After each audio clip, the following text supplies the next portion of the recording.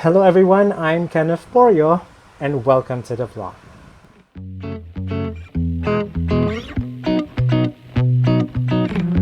Hello everyone, I'm Kenneth Porio and welcome to this YouTube channel. If you're new to this channel, hit the subscribe button, and if you're not yet updated with my latest content, the bell icon is just down below. So let's get serious this time, and I just want really to share something that really is from deep inside my heart. And I just want to share this because um, there might be possibilities that I might go back to the industry or I might go back into the academe. I don't know yet what's the final thing that could happen in the next few weeks. But then I'm just trusting the Lord. I'm just praying that everything's gonna be okay, and whatever field that I'll be in the next few weeks or days, um, it will really align to what the Lord has given to me, no? And this is something that I would really want to get into, like get really deep, because um, it's really because of what I have been through during my college days, even way back in high school or in elementary, and even today when I'm already I've been working in the industry. I've been working in different fields, and I went into education, and now there is this uh, particular like fork road that would really overwhelm me, just because it went straight and now it forks into two different directions. So I think this will be lengthy. Hopefully it would not go past 1 hour, but this is something that really is deep in my heart. So I want to entitle this particular topic, this episode in this vlog. I'll call this, Did I Regret Taking Computer Science? Okay, just a quick background. I'm a graduate of Bachelor of Science in Computer Science at the University of the Philippines, Mindanao, in Davao City. So you can imagine that I should have been in an IT field. I should have been some sort of developer or maybe a software engineer or some sort of um, like big IT company. I've been working in a big IT company somewhere here in the Philippines or somewhere around the world, somewhere else in the world, but I'm here in Cebu City and still finding a job. Or rather, I'm waiting for that opportunity. I'm waiting for that go signal that, yeah, I will work for this company. I will work for this particular institution. Right? So, this particular topic would really touch my heart right now, because this is where I will have to like discuss if did I really regret working in this certain field, this certain industry, or did I regret taking this degree program, this career path I took after I graduated from college. It's a mixed bag. So I'm gonna share this to you because I want to make things clear, if you will allow me to. Just hear me out, okay? So let's begin this topic with my early inspirations. So, uh, just to let you know, I was around 3 years old. I was a little toddler when I first touched a computer. Okay, so I was just 3 or 4 years old when I was able to touch a keyboard. Um, Before there was no mouse, it's just a keyboard, and a CPU case and a monitor, and that's it. Maybe a printer, but that's it. So you had that privilege when you have your father who graduated electronics and communications engineering back in the late 80s and was able to work at a like a multinational, it's a nationwide computer store, and then he worked for a multinational company back in the 90s. So you had that privilege, so to speak, that early on you were exposed to technology, right?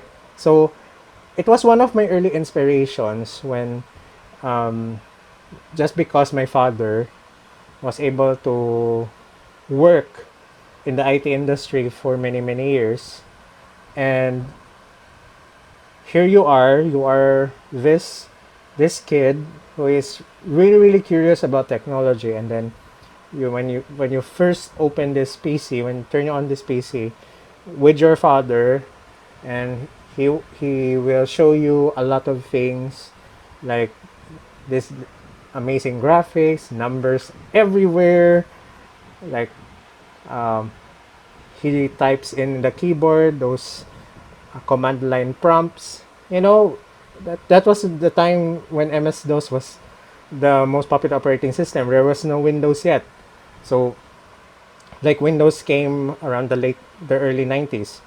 So imagine that feeling that you are a kid just looking at the screen. You are amazed about the graphics, about all those text on the strings of text on the screen, all those little things that fly around on the monitor. No, it was an amazing fact, no, that I've been exposed to technology. And once I grew up being able to type in by my own these command line prompts. You go to turn on your computer, and then you see the MS DOS prompt. You just type in uh, dear, enter. You see all these directories, and then CD. There's a folder in our PC before called games. So like CD games, then enter, and all these games, and then you'll type in dear.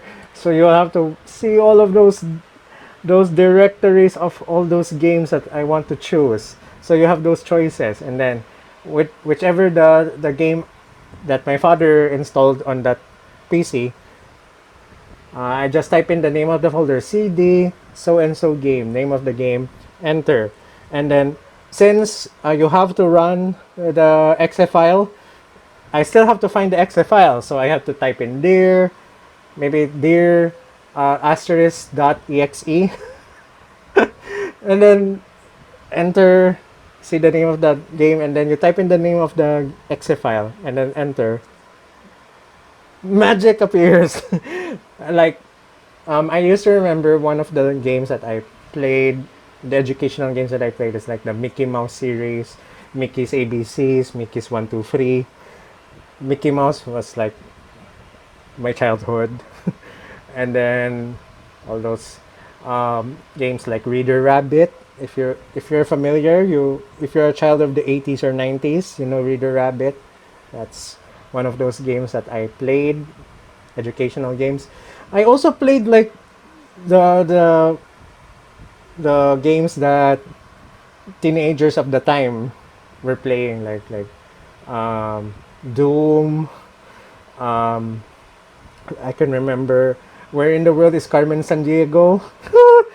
uh, all those memories like Outrun, um, the Super Mario game, MS DOS version. All of those, I played those. And come Windows 3.1, I have lots more options. Then came Windows 95. Like everything changed when I grew up. Everything, it was already part of my formative years. Being able to like use a computer, right? So back then, when I studied in elementary, I studied in a private school just nearby in Davao City. It's just the school was just like a 5 minute walk from my home. So it became like my routine, like being able to like just walk like 600, 500, 600 meters from home. And then you have this, you're already in this school, and then all of these things, being able to like explore, as a kid. And then you have this computer subject in school where you're able to learn how to use different software.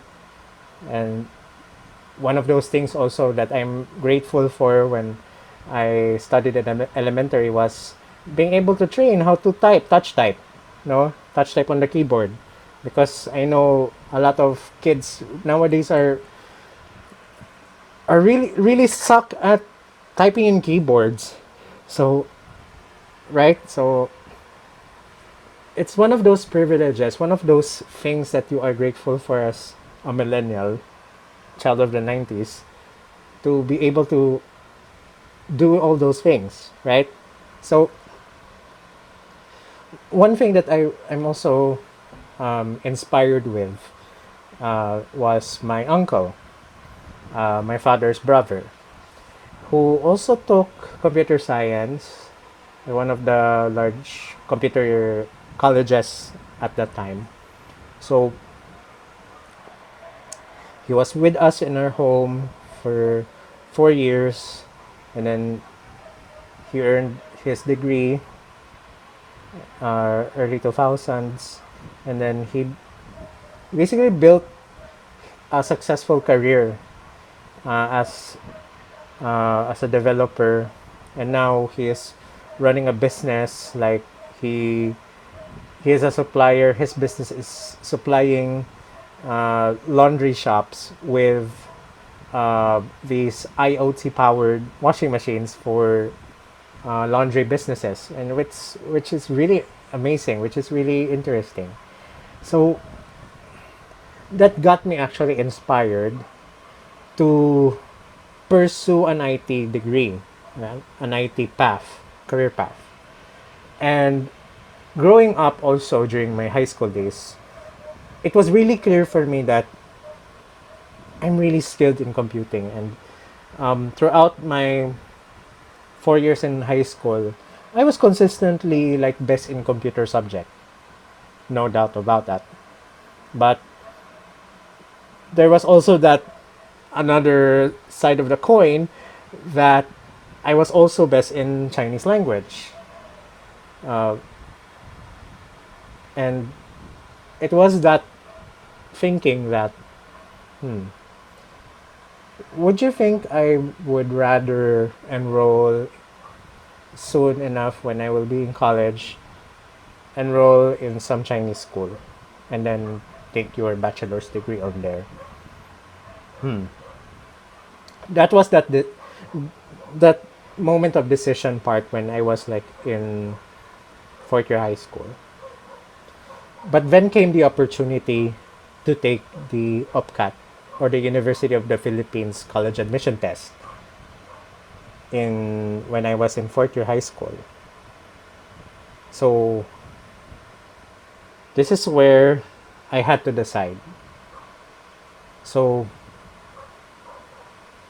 there was this time, it was during that time that, okay, why not I'll study instead at the country's premier state university?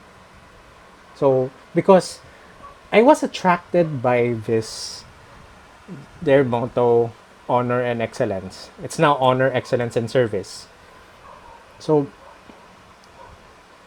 being in the university wherein only a few people can get in, it's like it's like a prestige, it's a privilege, it's a once in a lifetime opportunity to study in the country's premier state university.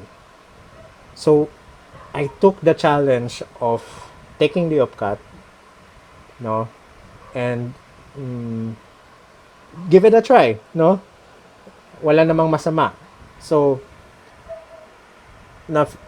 yeah, nothing can go wrong. Basically, when I decided, okay, I'll apply and take the OPCAT. Okay? So, I think it was August that year when we had the OPCAT. And I was just there. So, the testing center was in UP Mindanao. So, malapit lang. Sa Davao City lang. So, there was, during the application process of taking the OPCAT, what I was actually thinking of which campus do I choose. So, actually, my first choice is, yes, UP Mindanao. But my first two choices, the choices of degree program, I put in the application in the OPCAT. First is computer science. First choice is computer science. Second choice is English. BA English, major in creative writing. Yung dalawa. Yung dalawa yung nilagay ko talaga sa first choice ko. My second choice is UP Cebu. Same Bachelor of Science in Computer Science, but the second choice was at BA Communication. Yan na. It was set on stone. Those were the four choices of degree programs that I had to indicate in my application for the UPCAT. Okay? So, ayan na. The day when I took the UPCAT, it was a Sunday. It was a Sunday. I can remember it's a Sunday. And I was in the morning batch.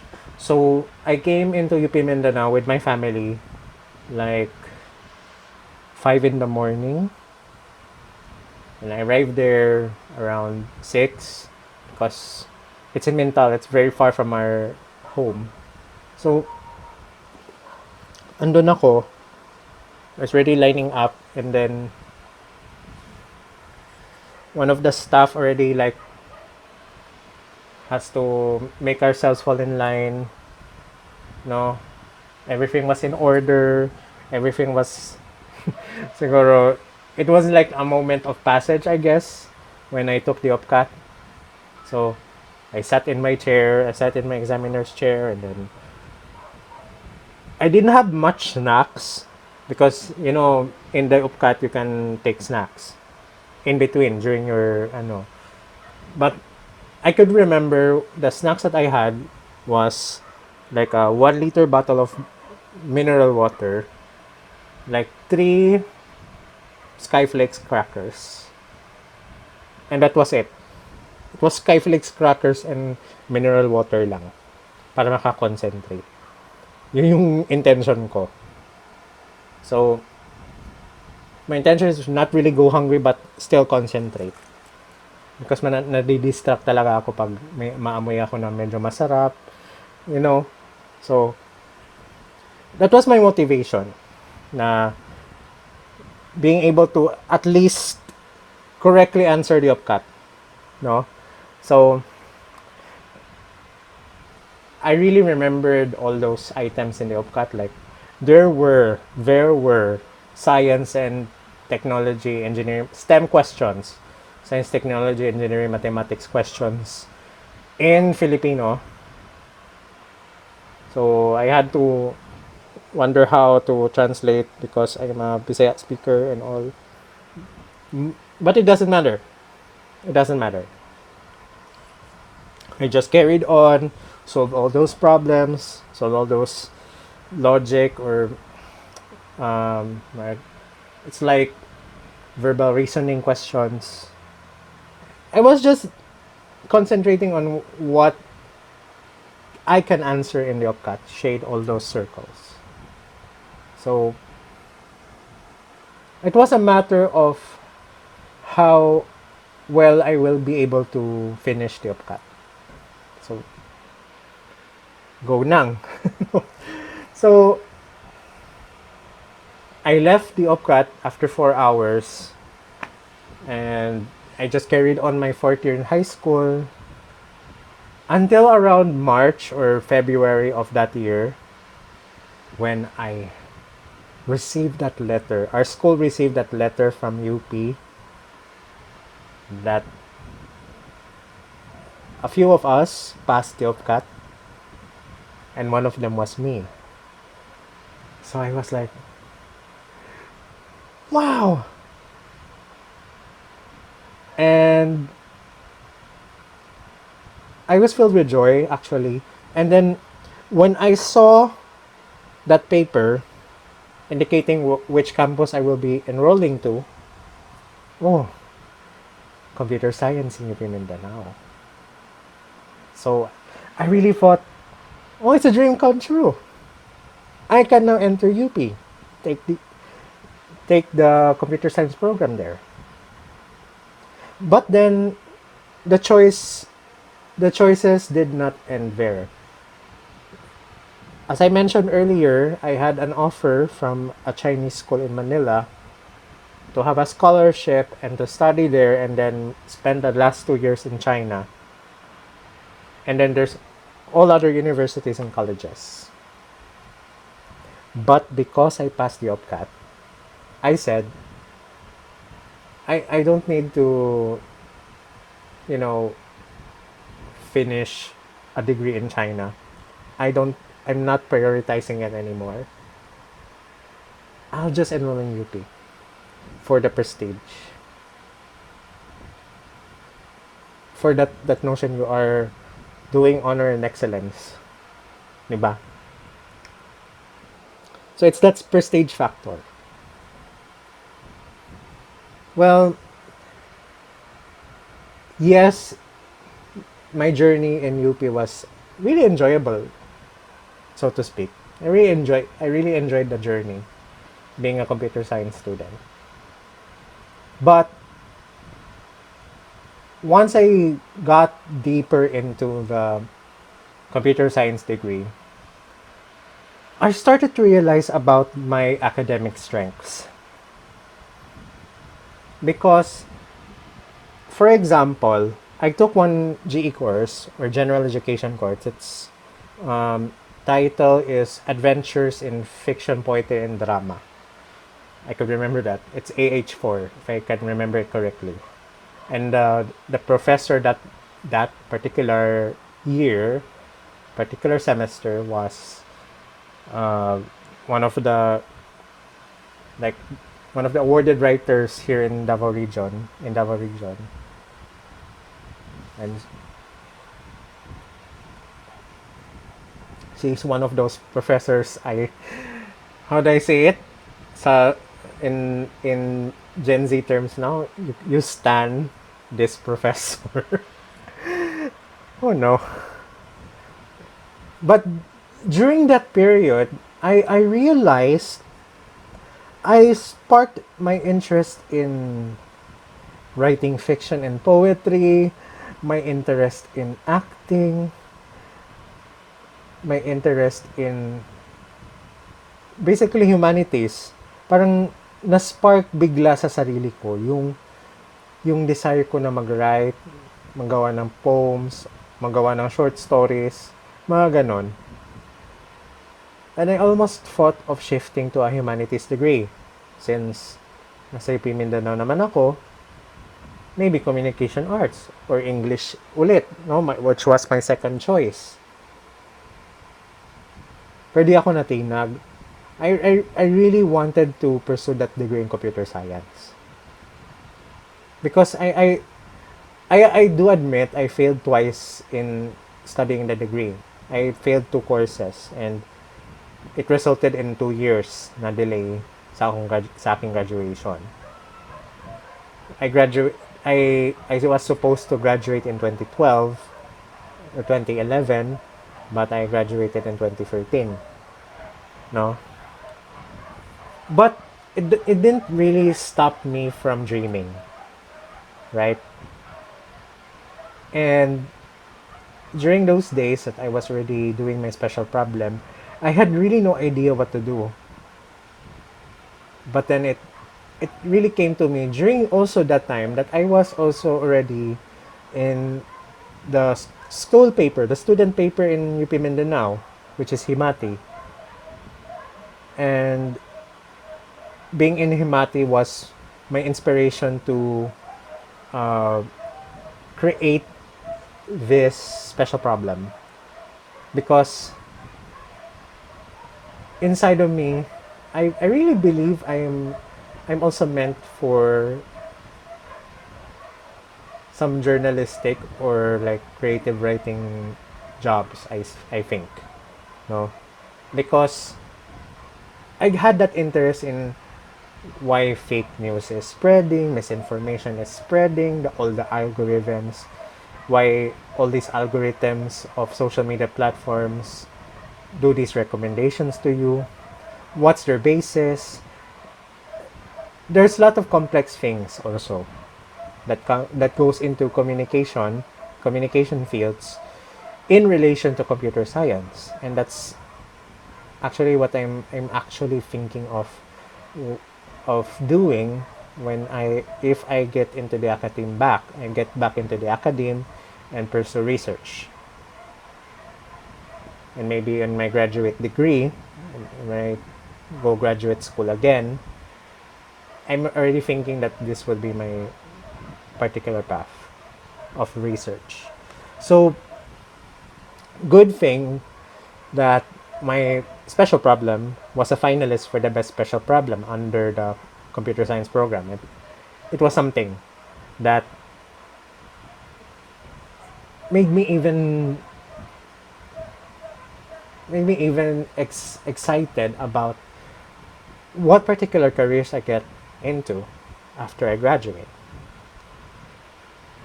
But then looking forward in my almost 11 years in the workplace, 11 years as a professional,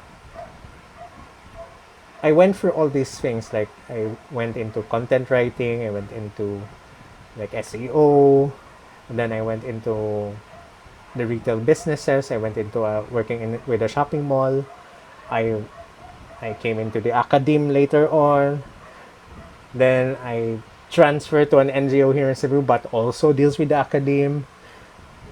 And now I have two choices now that might make or break my career as a computer science professional. But I'm gonna tell you right now as we end this discussion, I did not regret taking computer science. You might ask why? Because at this moment I have not yet really pursued serious research regarding computer science, like algorithms or theories or whatnot. But then I also wanted to pursue some sort of collaborative research, collaborative topics that maybe merge journalism with computer science, algorithms with misinformation, media and information literacy, combined with uh, topics in computer science like data structures. Why are data structures important in understanding media and information literacy, like that? All those things. And honestly, my desire is really go back to the academe and maybe go back into pursuing my graduate degree, because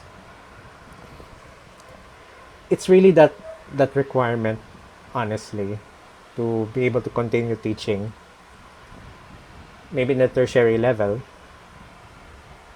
Maybe later on I'll also pursue maybe a teaching license if I pursue a teaching profession in the basic education level.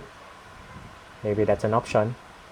But then it all comes back to what's my core, no?